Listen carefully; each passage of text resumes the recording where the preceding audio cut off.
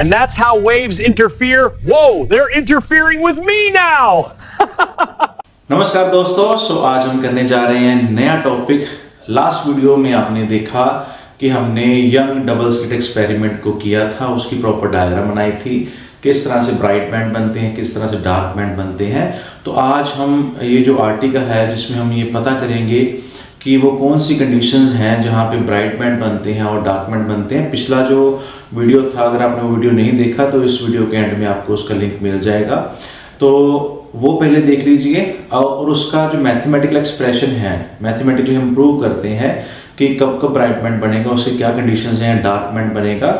अगर जब bright band बनता है तो हम उसको बोलते हैं कंस्ट्रक्टिव इंटरफेरेंस, और अगर डार्क बैंड बनता है तो हम उसको बोलते हैं डिस्ट्रक्टिव इंटरफेरेंस। ठीक है, ये पिछली वीडियो मैंने अच्छे से समझा दिया था, इंटरफेरेंस ऑफ लाइट वाली। तो अभी हम शुरू करने जा रहे हैं कि किस तरह से ये हमारे पास कंडीशंस आएंगी। तो हम शुरू करते हैं वेव्स के पैटर्न से। देखिए, हमने ये ऑलरेडी किया हुआ है कि हमारे पास मान लीजिए दो वेव्स हैं। मैं दो वेव इस तरह से बना देता हूँ, दूसरी वेव का रंग थोड़ा सा चेंज कर देते हैं इस तरह से। तो अगर ये दोनों वेव्स आपस में सुपर इम्पोज इस तरह से करती हैं तो हमें पता है कि ओवरऑल जो हमारे पास इसका जो रिजल्ट आएगा वो इस तरह से आएगा। ठीक है, ओवरऑल एनर्जी बढ़ जाएगी। ओके, तो अगर मान लीजिए इसका एम्पलीट्यूड ए है और इसका एम्पलीट्यूड बी है, तो नई वेव जो बनेगी हमारे पास क्या बनेगी, उसका एम्पलीट्यूड ए प्लस बी हो जाएगा।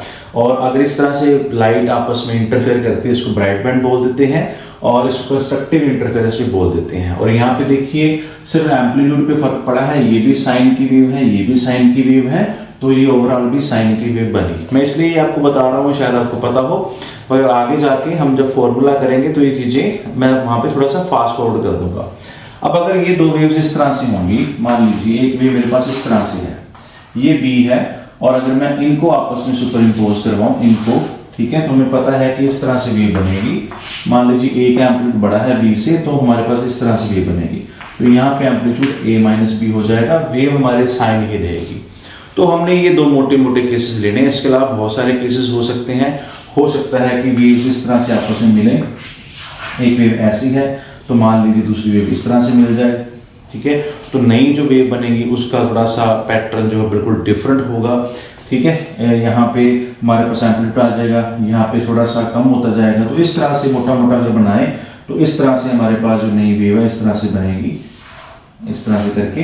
तो हमने उन केसेस में नहीं जाना है। ठीक है, हमने क्या देखना है, सिर्फ ब्राइट बैंड कहाँ बनेगा, डार्क बैंड कहाँ बनेगा। ओके, तो हमें नहीं पता कि दो वेव्स जब कोहेरेंट सोर्सेज से निकलेंगी। कोहेरेंट सोर्सेज अगर आपको नहीं पता तो पुरानी वीडियो मेरी देख लीजिए कि कोहेरेंट सोर्सेज क्या होते हैं, बाकी यहाँ पे भी आपको समझ आ जाएगा। दो सोर्सेज, एक ही सोर्स से बने हुए दो सोर्सेज जिसको हम कोहेरेंट सोर्सेज बोलते हैं, तो उसमें से जो लाइट वेव्स निकलती हैं वो इस तरह से भी निकल सकती हैं स्टार्टिंग में, ताकि उनके बीच में जो फेज का डिफरेंस है, एंगल का डिफरेंस है, वो 0 डिग्री हो। ठीक है, और वो इस तरह से भी आ सकती हैं, दोनों, मतलब फर्स्ट सोर्स से ये आ सकती है, सेकंड सोर्स से ये आ सकती है। अब इन दोनों के बीच में जो फेज का डिफरेंस है वो 180 डिग्री है। अगर आपको नहीं पता फेज का डिफरेंस, मैंने पुरानी वीडियोस में समझाया हुआ है, अदरवाइज यहाँ से देख लीजिए। अगर ये 0 से यहाँ शुरू हो रही है जी, और ये 180 से यहाँ पे शुरू हो रही है, क्योंकि पूरे एंगल को हम 360 डिग्री लेते हैं, तो वहां से अगर शुरू हो रही है तो इनके बीच में जो फेज का डिफरेंस है वो 180 है। ठीक है, अब हमें नहीं पता कि दो सोर्सेज जो हैं हमारे पास, उनके बीच में जो लाइट का फेज डिफरेंस है वो कितना होगा। तो वो किस तरह से करेंगे, देखिए हमारे पास ये जो वेव है, फर्स्ट वेव मान लीजिए वो हमारे पास है ए साइन ओमेगा टी। ए उसका एम्पलीट्यूड है, साइन एक वेव है। ठीक है, साइन की फॉर्म में हमने लिया, आप कॉस भी ले सकते थे।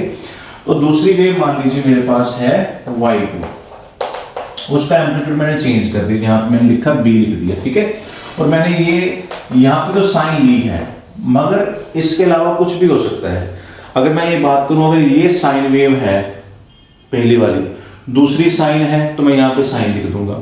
अगर मेरी वेव इस तरह से होती तो ये माइनस साइन होती, साइन का ऑपोजिट। ठीक है ना, तो हमें नहीं पता कि फर्स्ट और सेकंड वेव में कितने एंगल का फर्क है। जैसे अगर ये दोनों वेव्स होंगी तो इनके बीच में जो फाई है वो 0 होगा। अगर ये दोनों वेव होंगी तो इनके बीच में 180 डिग्री होगा। पर हमें नहीं पता ना कि दो कोहेरेंट सोर्सेज के बीच में क्या फेज डिफरेंस है, तो उसके लिए हम लेंगे फाई। ठीक है, हम मान लेंगे प्लस माइनस कोई भी फाई हो सकता है।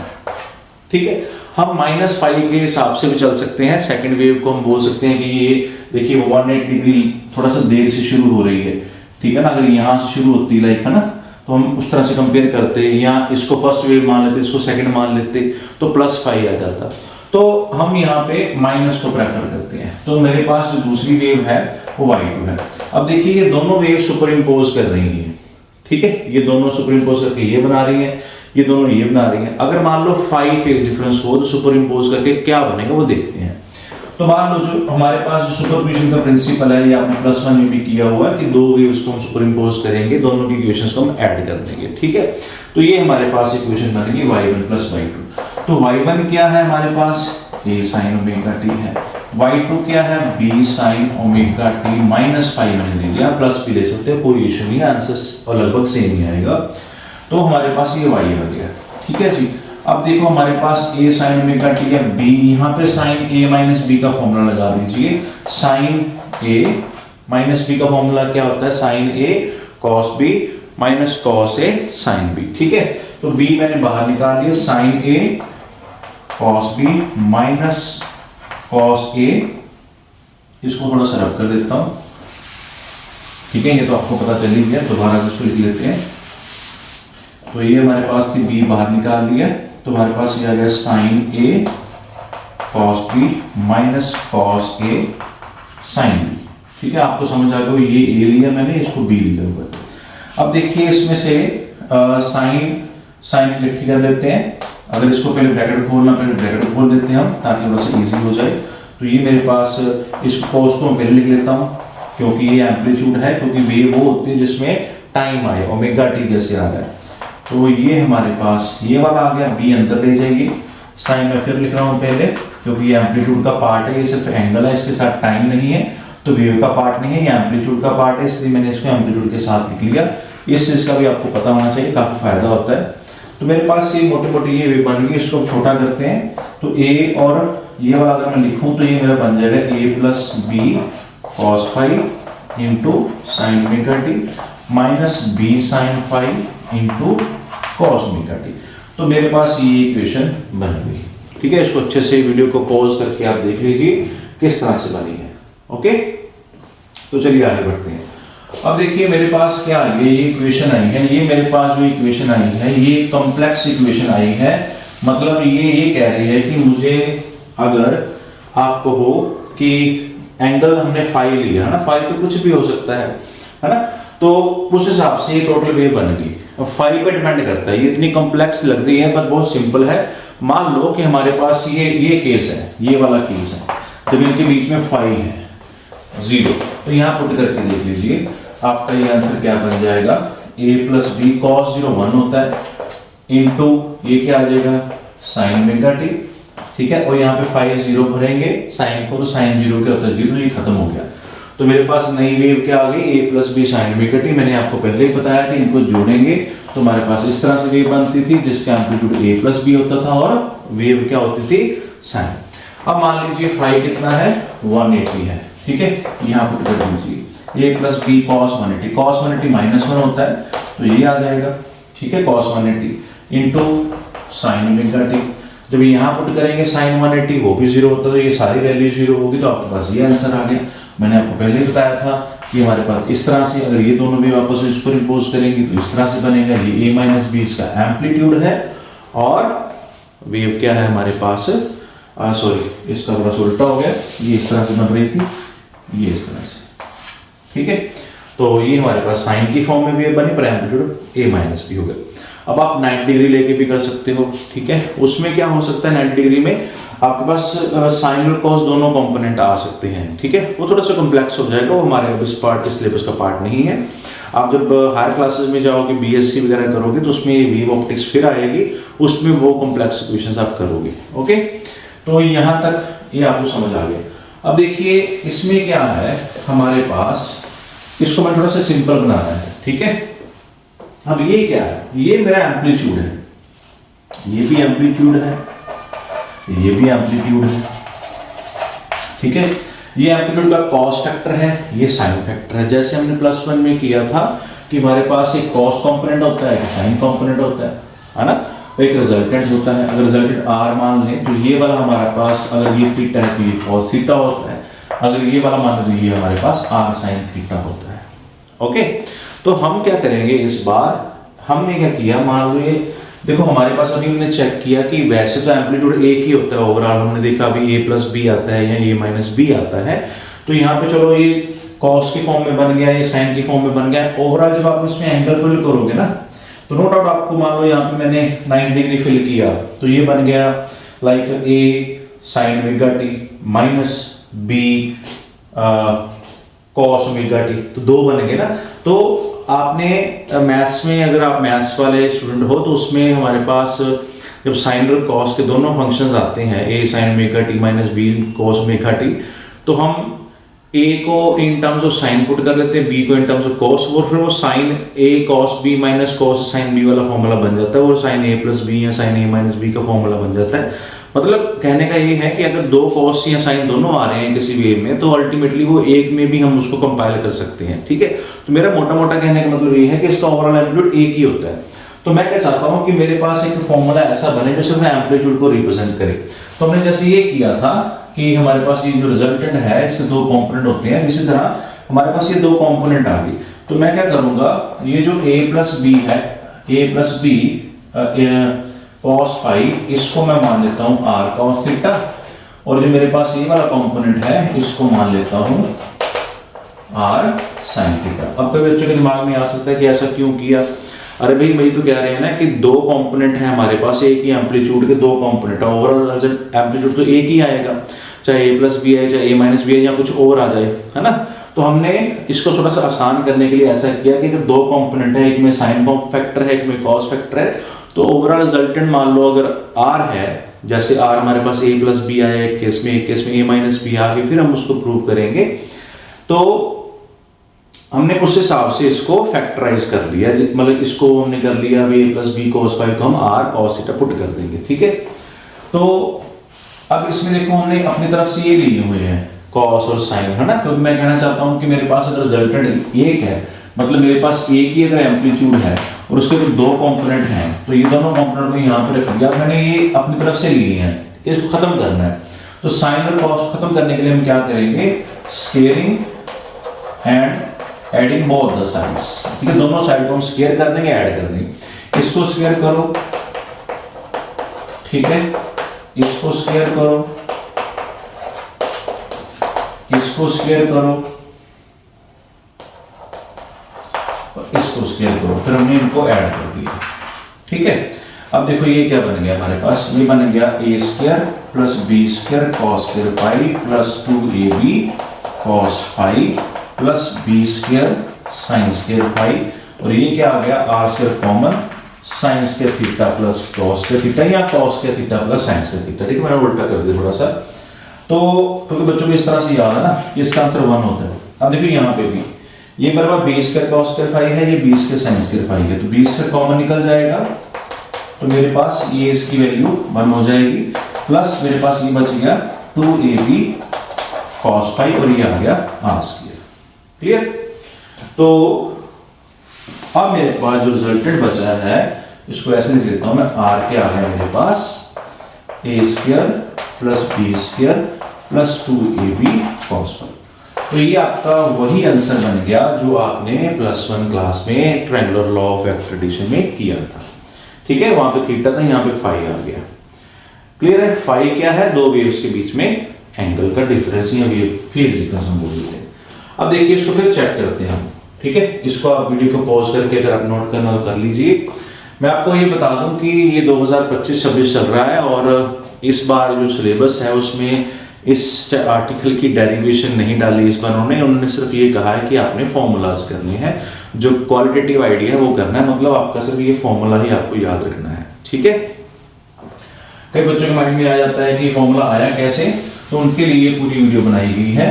तो अब देखिए मेरे पास दोबारा से मैं इस फॉर्मूले के ऊपर लिख लेता हूँ। ये मेरे पास रिजल्टेंट का फॉर्मूला क्या आ गया, a square plus B square plus 2ab cos phi. अब देखिए मैंने कहा था जब फाई 0 है, यहाँ पुट कीजिए, है ना, तो r क्या आ गया आपके पास, देखिए a square plus B square plus 2ab cos 0 1 होता है, तो ये बन गया a square plus B square plus 2ab बन गया, और इसको हम लिख सकते हैं a प्लस बी का होल स्क्वायर, तो ये हमारे पास आंसर क्या आ गया a प्लस बी। तो हमें पता है कि जब ये सुपर इम्पोज करती हैं तो ओवरऑल एम्पलीट्यूड हमारे पास क्या बनता है, a प्लस बी। ओके, ये सिर्फ एम्पलीट्यूड का फॉर्मूला है।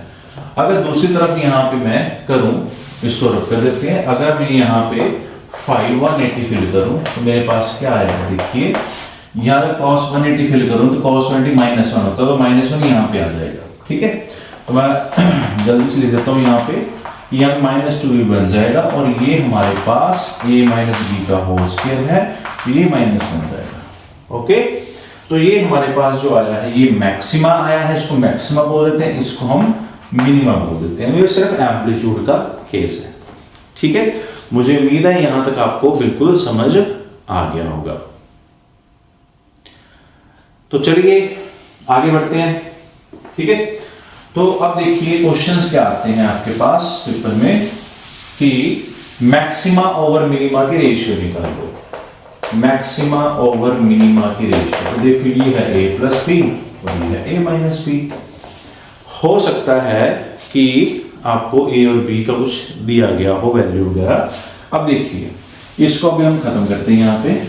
ठीक है, अब देखो ये हमारे पास हमने इंटरफेरेंस पैटर्न किया था, हमने कहा था यहाँ से लाइट आती है और ये मान लो हमारे पास स्क्रीन है। ठीक है, यहाँ पे लाइट आके मिलेगी, तो यहाँ से जो लाइट निकल रही है और यहाँ से जो लाइट निकल रही है, चलो ओके, यहाँ पे इसका एम्पलीट्यूड a है, इसका b है। अगर मैं कहूँ कि दोनों का एम्पलीट्यूड सेम है तो क्या होगा, देखिए अगर a इक्वल टू b हो गया तो आपका ये फॉर्मूला क्या बन जाएगा, r max over r minimum क्या आ जाएगा, a plus a over a minus a। तो ये मेरा आंसर बन जाएगा इनफाइनाइट। अब इसका क्या मतलब हुआ, देखिए जो यहाँ पे ब्राइट बैंड बनता है, हम कहते थे उसका एम्पलीट्यूड a प्लस बी होता है। उसके बाद हम कह रहे थे डार्क बैंड बनता है, इसका एम्पलीट्यूड कितना होगा, a माइनस बी। अगर वो ये कह रहा है कि दोनों वेव सेम एम्पलीट्यूड की हैं, तो आपको पता है कि जब सेम एम्पलीट्यूड की होती हैं तो यानी कि यहाँ पे जो वेव बन रही है वो 2a की बन रही है, a प्लस a हो गया, और यहाँ पे वेव बनेगी नहीं, क्योंकि देखिए अगर दोनों का एम्पलीट्यूड बराबर है, इस तरह से बराबर है, तो ओवरऑल वेव बनेगी नहीं, तो वो डार्क बैंड बनेगा। तो यहाँ पे इन्फिनिटी का मतलब क्या है कि r max is equal to infinite times r min. मतलब समझो इस चीज का, वो ये कहना चाहता है कंट्रास्ट में कि अगर जो ब्राइट बैंड हमारे पास बना है वो डार्क बैंड के कंपैरेटिवली बहुत ज्यादा ब्राइट है, डार्क पूरा डार्क है, अगर एम्पलीट्यूड बराबर है। तो मतलब अगर मैं कहूँ कि इसकी ब्राइटनेस 100 है और इसकी ब्राइटनेस 0 है, या इसका एम्पलीट्यूड 100 है, इसका एम्पलीट्यूड 0 है, तो 0 100 के सामने क्या है, इनफाइनाइट टाइम्स स्मॉल है, या हम कहें 0 के सामने 100 क्या है, वो इनफाइनाइट टाइम्स उससे बड़ा है। तो उस सेंस में ये कह रहा है कि इसका मतलब ये नहीं है कि एम्पलीट्यूड इनफाइनाइट होगा तो मतलब इनफाइनाइट एम्पलीट्यूड किस चीज का है, लाइट की इंटेंसिटी का। ये जो लाइट वेव है उसका एम्पलीट्यूड है ना, यही इंटेंसिटी डिसाइड करता है। तो इसका मतलब ये नहीं हुआ कि सूर्य से ज्यादा इंटेंसिटी हो जाएगी ब्राइट बैंड की, ये मतलब नहीं है। ठीक है, तो ये आपका हो गया।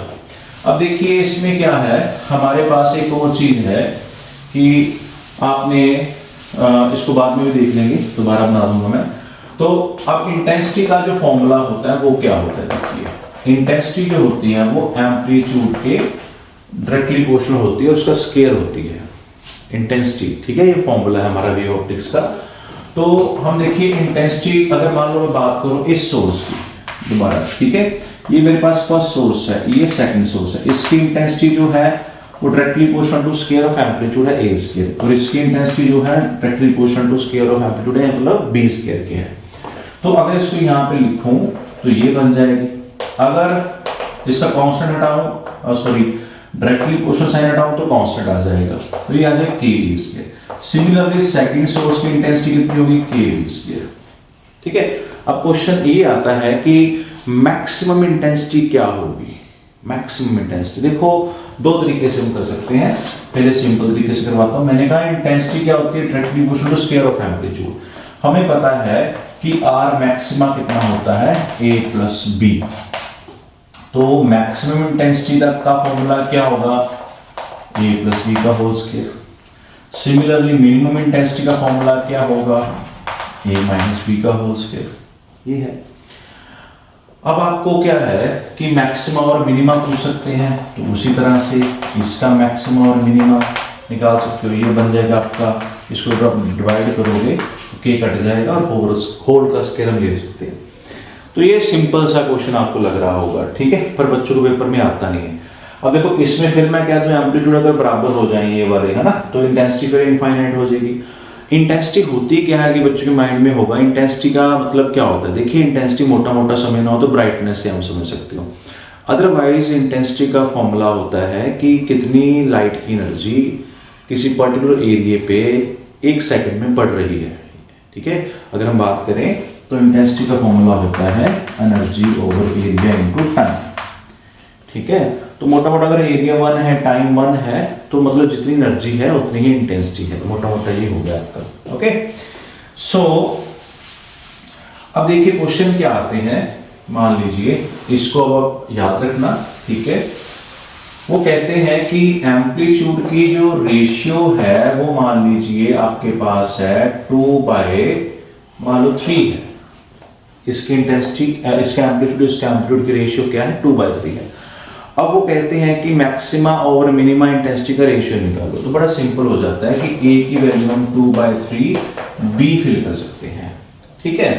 तो यहाँ पे हमारे पास मैक्सिमा है, यहाँ पे हमारे पास मिनिमा है, तो यहाँ पे ए की वैल्यू कितनी आ गई, 2/3 बी प्लस बी की वैल्यू पुट कर सकते हो, इसमें कुछ नहीं है। तो इसका हमारे पास स्क्वायर आ गया, ठीक है। तो ये कितना हो गया हमारे पास, ये 5b हो गया ओवर 3, और ये हो गया हमारे पास -b ओवर 3, ठीक है। ये मेरे पास b है, ठीक है, एलसीएम 3 ले लिया तो ये 3 बन जाएगा, -b ओवर 3, इसका हमारे पास स्क्वायर है, ओके। तो फिर उसके बाद क्या होगा, देखिए इसमें 3 कट जाएगा, ठीक है। तो हमारे पास ये आ जाएगा 5b ओवर b माइनस में इसका स्क्वायर हो गया, b भी कट गया, तो आपका यहां से 25 आ गया, ओके, क्लियर।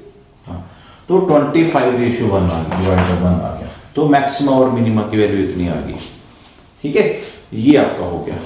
अब इसमें तो आपको मैंने कह दिया कि एम्पलीट्यूड की रेशियो दे दी। अब आपको थोड़ा सा क्वेश्चन टिल्टेड भी आ सकता है, तो उसमें कैसे करोगे आप। जो मशहूर क्वेश्चन है वो ये है कि इंटेंसिटी की रेशियो दी गई है लाइक 16/9, ओके, 16/9 इंटेंसिटी की रेशियो दी गई है। यहां से जो लाइट निकल रही है और यहां से उसकी रेशियो जो है ये है। अब वो कहता है मैक्सिमा और मिनिमा निकालो। अब देखिए मैक्सिमा ओवर मिनिमा, देखो पहले तो हम देखेंगे I1/I2 क्या होता है, हमने किया था I1 होता है Ka², I2 होता है Kb², है ना, इंटेंसिटी स्क्वायर ऑफ एम्पलीट्यूड, के कट गया, हमारे पास आ गया A²/B²। अब ये कितना दे दिया, 16/9, और ये इस तरह से दिया जाता है मोस्ट ऑफ द टाइम कि स्क्वायर बन जाए बाद में जाके, ठीक है। जैसे ये देखिए, ये आगे हम करें, अगर हम इसको फिलहाल लेके चलते हैं तो ये बन गया A/B का होल स्क्वायर, ये बन गया 4/3 का होल स्क्वायर। तो यहां से A कितना आ गया, 4/3 ऑफ B आ गया, ठीक है। चलो एक स्टेप मैंने खा गया मैं, कोई बात नहीं, इतने आप इंटेलिजेंट हो। तो A को हम टर्म्स ऑफ B निकाल लिया। अब आपके पास फिर वही फॉर्मूला आ गया, ठीक है, I max over I min, है ना। तो ये था हमारे पास A प्लस B और ये था A माइनस B का होल स्क्वायर। अब A प्लस B क्या है, 4/3 B प्लस B, ये 4/3 B माइनस B, ओके। तो इसका स्क्वायर हो गया। अब ये क्या आएगा, 4 प्लस 7b/3, ये आ जाएगा 1b/3, इसका स्क्वायर कर दो, ये आपका स्कोप में रेशियो बना गया, ओके। मेरे ख्याल से ठीक है, ये 1/3 मैंने उड़ा दिया यहाँ से, डिश क्या हूँ, और ये हमारे पास इतना आंसर बन गया, ओके। सो ये है हमारे पास इंटेंसिटी के फॉर्मूले, ओके। अब देखिए इसके बाद जो वो और पूछता है वो क्या है, वो चाहता है कि हमें पाथ की कंडीशन बताओ कि अगर मैं बात करूं कि कहां कहां ब्राइट बैंड बनेगा, कहां कहां डार्क बैंड बनेगा। तो देखिए सिंपल सी बात है, इसको बड़े ध्यान से आपने समझना है। अब हमें पता है कि अगर मान लो यहां से अगर वेव इस तरह से चलती है, यहां से भी, और ये बिल्कुल सेंटर है, यहां से अगर 3 वेव पहुंचेंगी और यहां से भी अगर 3 वेव पहुंचेंगी, ठीक है, 1 2 3, 1 2 3। तो ऑब्वियस है क्रेस्ट के ऊपर क्या आएगी, क्रेस्ट आएगी। ठीक है, तो हमारा ओवरऑल ये केस आएगा। क्लियर। तो अगर मैं कहूं कि यहां से अगर 4 वेव जाए, 2 3 4 पूरी जाए, तो यहां से भी 5 चले जाए, 1 2 3 4 और 5, तो भी ये केस होगा, क्योंकि एक वेव का फर्क ही है ना। तो जब वो मिलेंगी तो इसके 4 और इसकी 5 है। ठीक है, अब इसको और अच्छे से समझते हैं। अब देखिए, यहां से जो वेव जा रही है और यहां से जो वेव जा रही है, अगर मैं यहां से परपेंडिकुलर लाइन खींच लूं, अगर मैं कहूं यहां से 1 2 3 जा रही है और यहां से 1 2 3 जा रही है, तो इसमें ये जो फर्क है, अगर एक वेव का है तो आगे तो 3 ही जा रही है ना प्रॉपर यहां से। ठीक है, तो ब्राइट बैंड बनेगा। यानी कि अगर जो पाथ है, पाथ का जो डिफरेंस है, मैंने पहले केस में क्या कहा था, यहां से यहां पे 3 पहुंच रही है, तो पाथ का कोई डिफरेंस तो है नहीं, तो पाथ डिफरेंस हम यहां पे x डिनोट करते हैं और 0 आ जाएगा।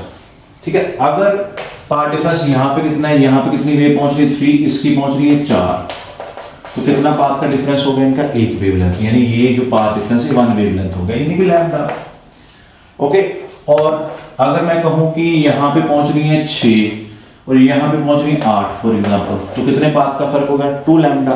तो मतलब हमारे पास इस तरह से चलते चलते n लैम्डा जब तक आता नहीं है, तब तक हमारे पास n लैम्डा जब आएगा, यानी कि n क्या है हमारे पास यहाँ पे, n यहाँ पे ध्यान रखना 0 से शुरू करना है, ये बहुत जरूरी है, ये आगे जाके आपको समझाऊंगा 0 से क्यों शुरू करना है। तो n आपने 0 फिल कर देना है। ओके जी, तो n 0 पुट करोगे तो क्या आ जाएगा, 0 1 पुट करोगे ये 2 पुट करोगे, तो ये किसकी कंडीशन होगी, ब्राइट बैंड की। तो ये कंडीशन होगी हमारे पास कंस्ट्रक्टिव इंटरफेरेंस की, और इसको आप बोल सकते हो ब्राइट बैंड की। Okay, clear. अब हम बात करते हैं फेज डिफरेंस की, है ना, फेज मतलब एंगल की बात करें। ध्यान से समझना, ये दोनों चीजें काफी इंपॉर्टेंट है, यही पेपर में पूछी जाती हैं।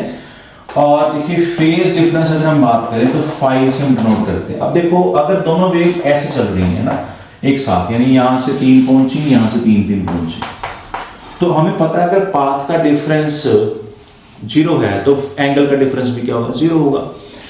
तो फेज डिफरेंस कितना हो गया, 0। ठीक है, इनके बीच फेज में 0 है। अगर मैं कहूं कि पाथ का डिफरेंस लैम्डा है, जैसे यहां से मैंने कहा 3 पहुंची, यहां 4, तो ये एक वेव का फर्क है ना पूरा, तो एक पूरी वेव कितना एंगल कवर करती है, 2 पाई, है ना, तो यहाँ पे 2 पाई आ जाएगा। अगर 2 वेव का फर्क है, 6 पहुंच रही है और दूसरी 8 पहुंच रही है, 2 वेव कितना बनाएंगी, 4 पाई।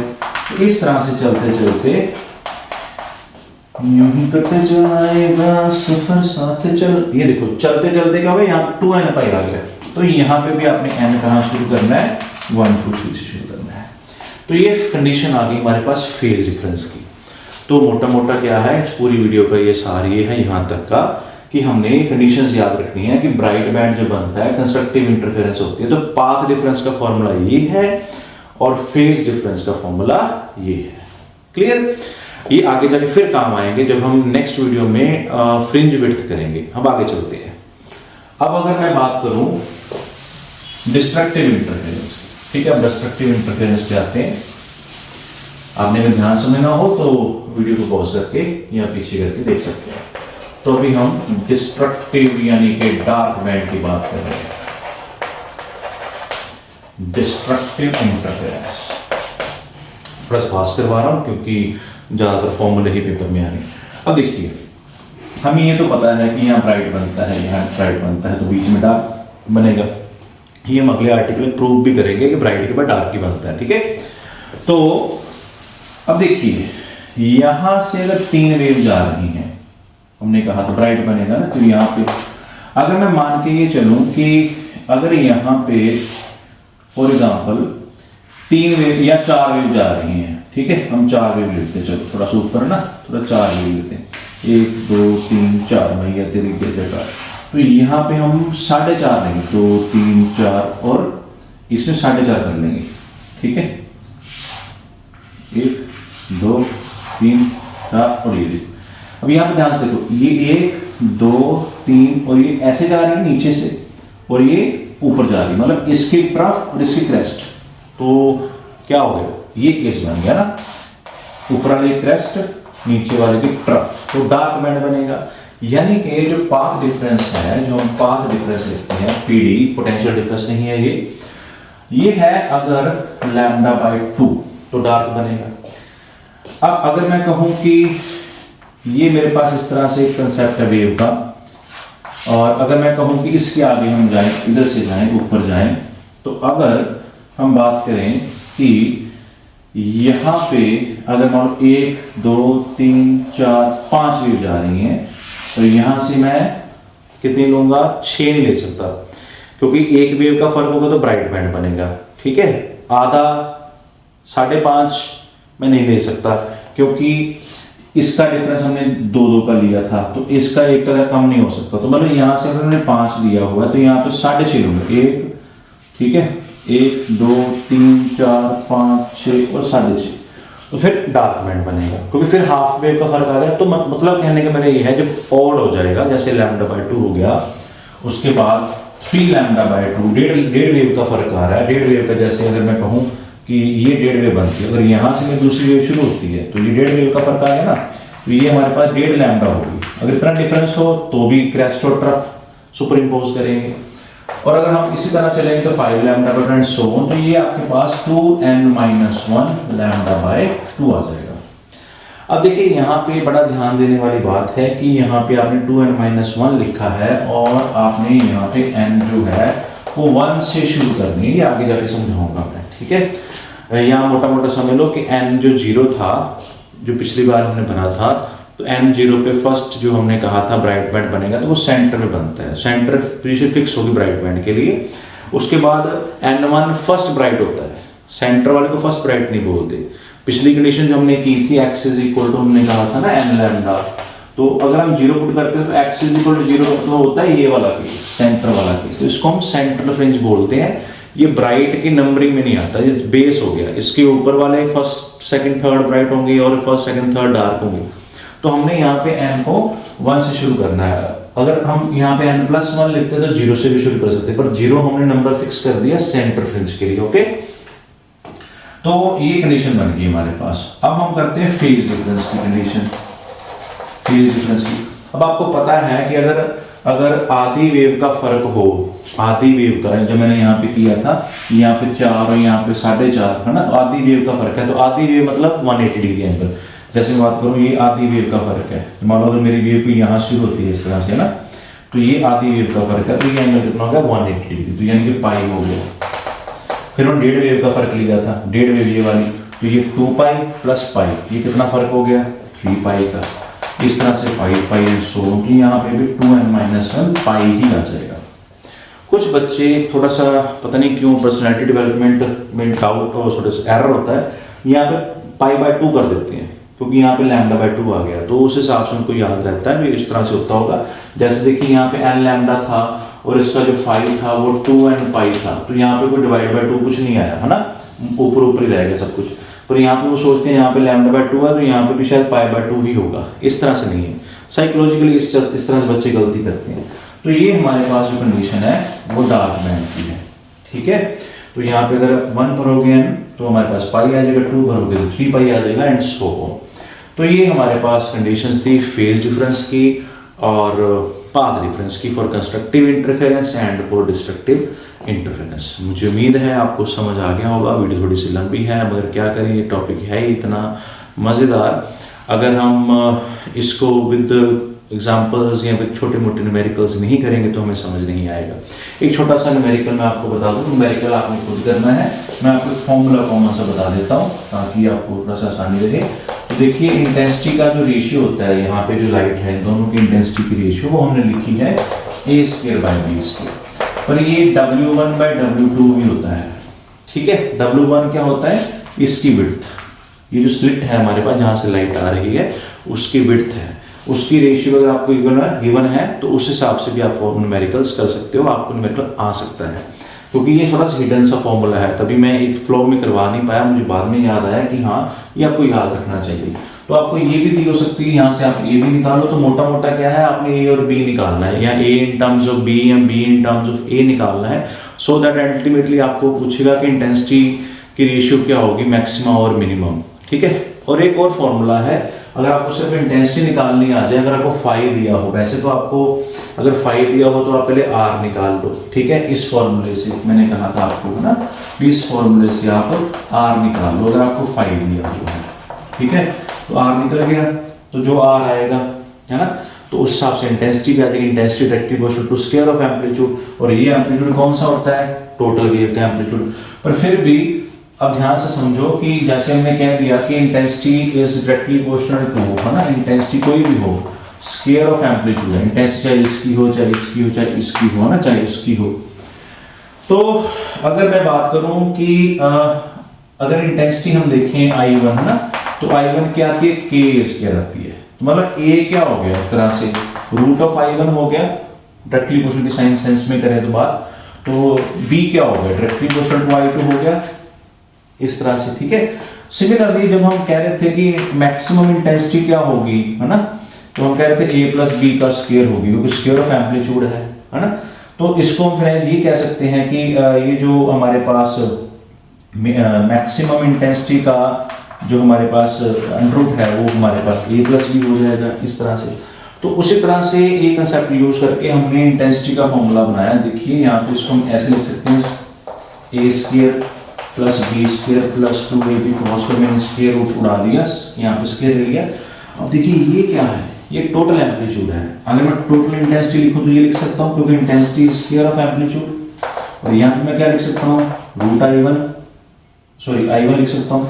ठीक है, क्योंकि I1 इस के स्क्वायर है ना, कि दोनों तरफ से कट जाएगा, कॉमन निकल के यहाँ पे I2 आ जाएगा 2। जब ये A आएगा तो क्या लिखेंगे, I1, B आएगा तो क्या लिखेंगे, रूट I2। तो मैंने एक साथ लिख दिया रूट I1 I2 इनटू क्या आ गया बाहर cos फाई। तो ये एक नया फॉर्मूला है इंटेंसिटी का, तो ये भी याद कर सकते हो अगर आपने सीधा ही इंटेंसिटी निकालनी है, अगर आपको फेज दिया गया है। ठीक है जी। तो ये सारे फॉर्मूले थे। इसके बाद जो नेक्स्ट आर्टिकल है हमारा, वो फ्रिंज विड्थ का है। मतलब हम ये पता करेंगे कि हमारे जो फ्रिंजेस बनते हैं, यानी कि ये ब्राइट बैंड है या डार्क बैंड, कितने चौड़े बनते हैं, विड्थ क्या होती है। ठीक है, तो वो आर्टिकल भी काफ़ी इंपॉर्टेंट है। ठीक है, तो उसके बाद फिर आपका एक टॉपिक रह जाता है जिसका नाम है डायफ्रैक्शन। वो उसकी अगली वीडियो में करेंगे, क्योंकि बहुत बड़ा टॉपिक है और पेपर में, फाइनल एग्जाम में अवश्य आता है। ठीक है जी। तो चलिए मिलते हैं अगली वीडियो में। ठीक है, तब तक के लिए पढ़ते रहिए, खुश रहिए, आबाद रहिए, जिंदगी जिंदाबाद। Thanks for watching.